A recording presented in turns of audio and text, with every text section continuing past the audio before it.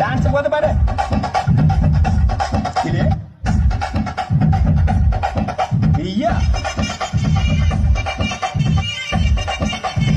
நம்ம சிபி கார தம்பி யாருன்னு பாருப்பா.